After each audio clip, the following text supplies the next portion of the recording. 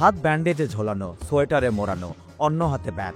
ভারতের বিপক্ষে ওভাল টেস্টের শেষ দিনে ক্রিস ওকসকে দেখে মনে হচ্ছিল কোনো সিনেমার দৃশ্য, যেখানে আহত হয়েও নায়ক লড়ে যাচ্ছেন শেষ শক্তি দিয়ে। আসলে সিনেমার দৃশ্য নয়, এটি ছিল বাস্তব ক্রিকেট মাঠে এক সাহসী খেলোয়াড়ের গল্প।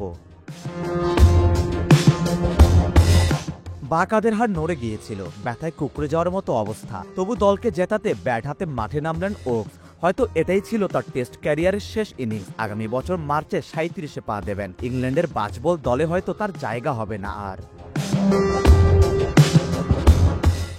যদি গতকাল শেষ হওয়া ওভাল টেস্টই ওকসের শেষ ম্যাচ হয়ে থাকে, তাহলে তার বিদায়টাও হয়ে থাকবে একেবারে নায়কোচিত। দলকে জেতাতে পারেননি তো কি হয়েছে, এমন সাহসী বা কজন দেখাতে পারে? ক্রিকেট ইতিহাসে ওকসের মতো এমন সাহসী গল্প লিখেছেন আরও কজন। ব্যথা নিয়ে খেলেছেন, এক হাতে ব্যাট করেছেন, এমন আরও দুজন আহত সৈনিকের গল্প নিয়ে আমাদের আজকের ভিডিও। Grime Smith. সিডনিতে প্রথম ইনিংসে মিচেল জনসনের শর্ট পিচ বল লাগে গ্রাইম স্মিথের গ্লাভসে। তার হাত ভেঙে যায়, চোট পান কনুইতেও। ব্যথায় কুঁচকে মাঠ ছাড়েন। চিকিৎসকেরা জানিয়ে দেন তার আর ব্যাটিং করা সম্ভব নয়। দ্বিতীয় ইনিংসে পুরোটা সবসময় চুপচাপ বসেছিলেন।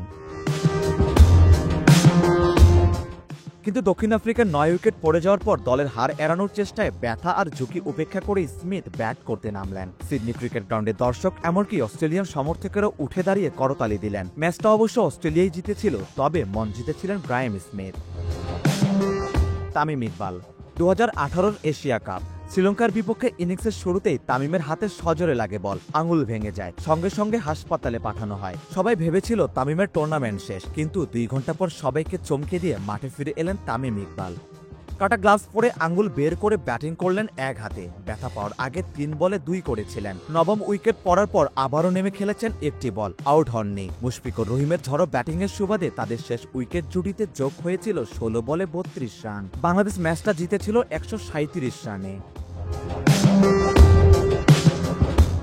এই গল্পগুলো প্রমাণ করে খেলার মাঠ শুধু স্কোর নয়, দেখা যায় সাহস আর আত্মত্যাগের আসল চেহারা। অনেকে নিজের শরীরকেই হার মানায়, শুধু দলের জন্য নয়, দেশের জন্য। চোট, ব্যথা, অবসাদ সবকিছু ছাপিয়ে তারা লড়েন দেশের হয়ে, কারণ কখনো কখনো মাঠের খেলা জীবনের চেয়েও বড় হয়ে ওঠে।